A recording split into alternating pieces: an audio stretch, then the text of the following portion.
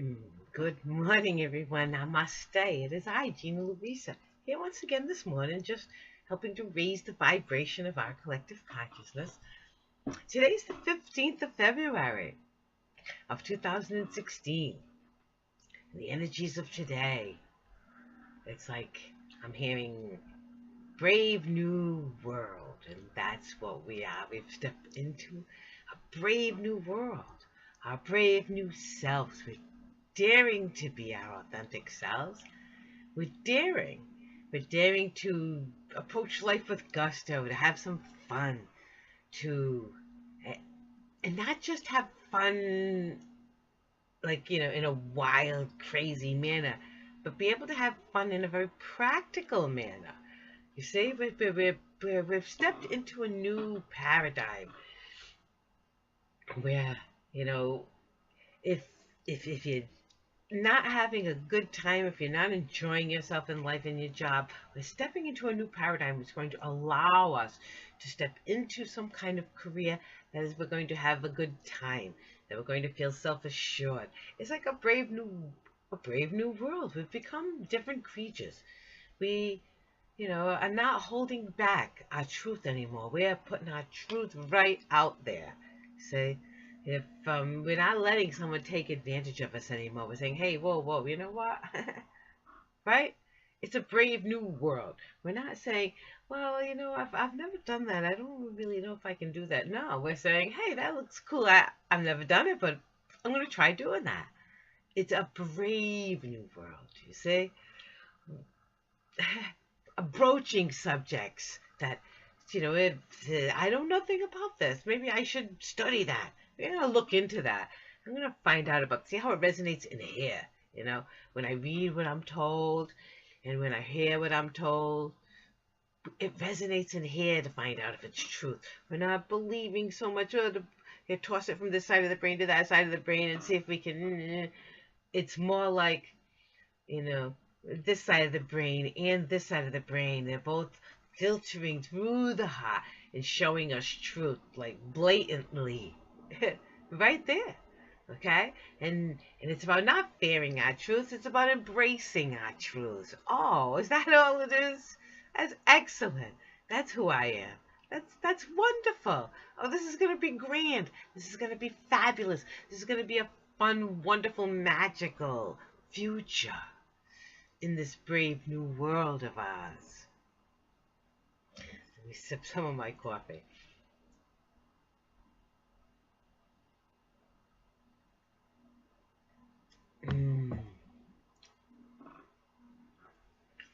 So our brave new world, right? We are blessed to be alive during this time. I've always felt that, even since I was a child, all years ago. I knew that the time we were in is new and magical. See? I knew that my being alive was an initiation of a wave of energy. Excuse me. I took a rather large cup of the coffee. I'm going to wash it down in a second. Large cup of coffee. It is fabulously strong. I love a strong cup of coffee. Anyway, yes, I have always known it. I mean, I'm a lucky one. I guess I don't really give much of my testimony here. Every now and again I do. How it all began for me. I'm a lucky one. I was born into an environment. Oh, plain and simple. Actually, my environment. All right, wait. I have to scream up. I was born in 1960, April 4th of 1960. In a very Roman Catholic Italian home in a place called Johnston, Rhode Island. Very, little rural little community, My brother Frankie was 8 years old when I was born. And he was a rather big boy, rather mature big boy. And he is really all I can remember of my life prior to 7. Right up until 7, actually. I mean, really, he's all my memories. I remember him holding me, him playing with me, him talking to me, riding on his shoulders. He was like every minute of my life from the minute I was taken home from the hospital until he left this world when I was 7. I have vivid memories of him, and I thank God and I thank him for his life and service to come into this life just for me. He told me that. He said, Gina, I came into this life just to you, just for you, just to raise you, you see. And then when I was 7, he said to me that he needed to go to the other side now to raise me further, you see, that I needed to learn things through my connection with him on the other side. And it wasn't easy, I'll tell you once, because I'll tell you right, you know, I can tell you, it's the truth. Once he was gone, I was 7, I was this little thing, you know, but totally immersed in the truth that he gave me.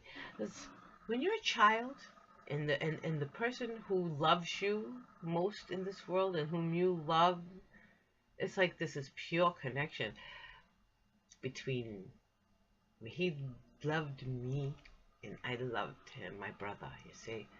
And this connection we had is forged, and there's no doubt when you trust, you see. And these are the things he told me. He he told me about my life being very important, and that, you know, that I was to never change. I was to always listen to him in here like we do. Even when he was alive, like say he would be somewhere and I would be, you know, with my friends and he'd be with his friends. And I would just think of him and he would come.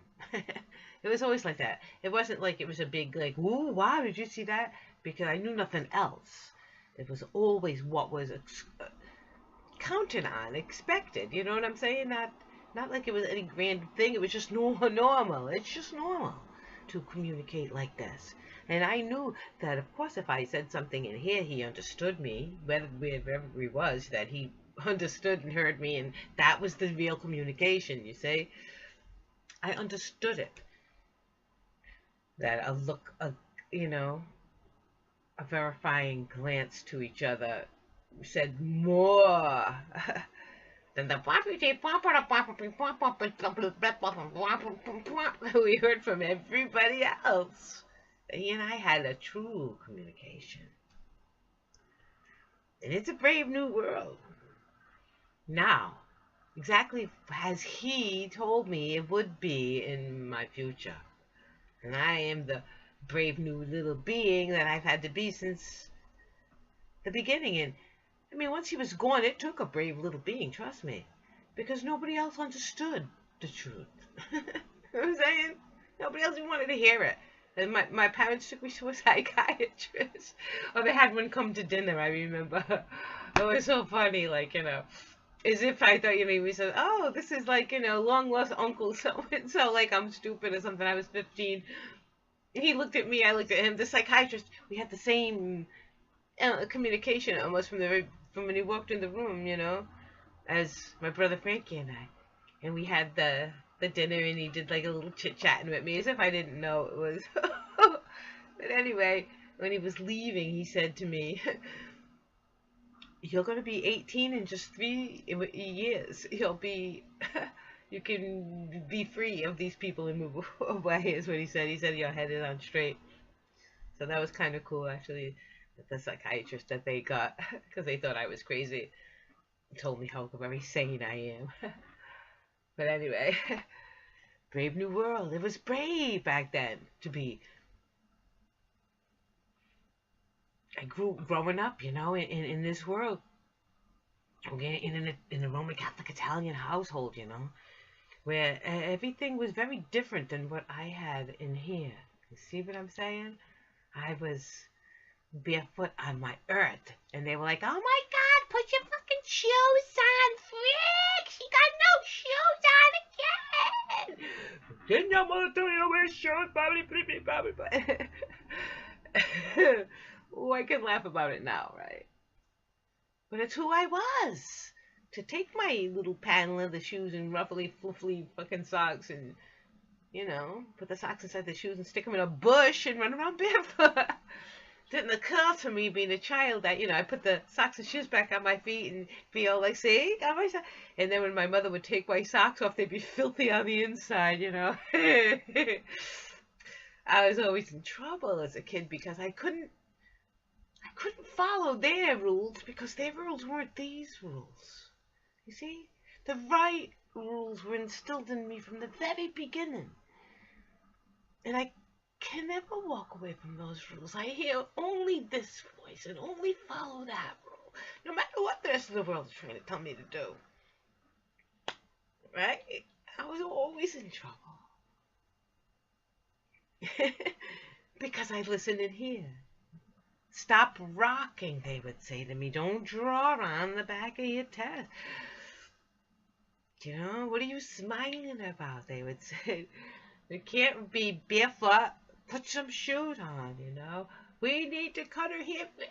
You won't let me cut her hair, you know. Oh my God, there was this big thing. And then when it came to be teenage time, it got even worse. I mean, you know, they want... They wear a bra, okay? That was a big issue with me growing up. I'm not going to wear one. The elastic just is not good for you. I can feel it when you put it on my body. My body just says, no way in hell. It's not good for my flow of fresh blood. It's not good for anything. It's just elastic stuck to you, and it's like stopping fresh flow of blood. It's making your body atrophies. It's stress for your body. Why would you add stress to your body? Keep your fresh body firm and young, and let that. And I was trying to tell these people, no, you know, oh my God, what I went through. You should see the things they called me. They didn't understand, though, you see? And I forgave everybody. I understood that nobody was going to understand me, even as a young little Gina. So I understand even more now. You see what I'm saying? I have a lot of practice. That it's hard. With one of the lines in my song. I know sometimes the simple truths are hard to conceive, so I don't mind me or anything I say, but anything that's dirty, I am washing away. And that's what it's like, you know. That's why I have such a good sense of humor. Because it is. Life is meant to be heavenly, you see? The energies are meant to be high. We're meant to live in a high vibration, not a low one. And actually, both things are natural. The high vibration is natural, just as natural as the low vibration. I try to explain it like this, you know. Here's our universe, and it kind of does like this, and then does like this, right? Okay, here's not just a universe. I'm talking about our entire galaxy. Let's say all the galaxies, okay? And it's all motion. There's never not motion, and it's all about the effects of energies, okay? So, like, say we'll draw a line right here, okay? And we'll say this is one kind of energy pulling, and here's the other kind of energy. We have, you know, we have a wind that pulls this way, and a wind that pulls this way, and a wind that pulls this way, and a wind that pulls this way. And over time, okay, the wind pulls this way, and then it pulls this way. It's like kneading dough almost, you know. You have to punch it down, and then you have to let it rise. Then you have to punch it down again, and then you have to let it rise, okay? And we've been through the last 26,000 years being punched down, okay? Ooh, right? The kneading and the working and the, okay, boom, boom, boom, boom, boom. And now we are in the let it rise stage. You see, God has put the nice muffin over the bowl, the nice clean muffin over the bowl, and the beautiful glass of bowl. And that beautiful dough is now warm and smooth like a baby's bottom. Right? That piece of dough now is going to rise. How beautiful. We are in the rising stage now. The different kind of energies. Before we were in an energy of cut off from source. Of like amnesia almost. Really, like, not almost. Amnesia. Okay? And the darkness had us. We went way into the darkness. Oh my God, right? If you look through our history. But then we came back. We could feel ourselves coming back, right? Oh boy. You know, boom. Here we are. Now. You know, in like the 1960s, that peace movement. Because we could feel ourselves coming back. This is the dawning of the age of Aquarius. Okay? We knew it. We felt it. Boom, 1960, I was born. La, ah. And now, the wind of change comes. And it was like in this middle ground for a while, right? It was in this middle ground. It kind of, you could feel the wind of, and then, the 70s was like, oh my God, crazy. The 80s, then boom, the 90s, 2000, and then around 2012 hit. Boom. We got out of the hold of the negativity finally. You know, because even when it was started to switch in the 1960, man, I was born. It took us that long, right? To 2012, from 1960. All that time, right? 50 years, right? Or so, 52 years, right? But now, even though it was headed this way, we could feel the wind going this way. It was the pull of this still kind of had us. But pow! Now we felt ourselves free. Hey, I'm remembering stuff. I'm thinking again. Wow! Hey! I'm thinking again. I'm being again. And here we are. In a brave new world, right? Now it's 2016. We don't have to be bothered by the negativity anymore. We are in a brave new world. It's the time of the goddess now. We're like, yeah, right, with all that other bullshit. You know what I'm saying? We are the enlightened ones now. You can't kid us with bullshit no more. You know, it's a brave new world now. We're forging ahead and taking control and taking the world's pieces and making a whole. And I am Gina Louisa, and I do love you. And I will see you in the morning.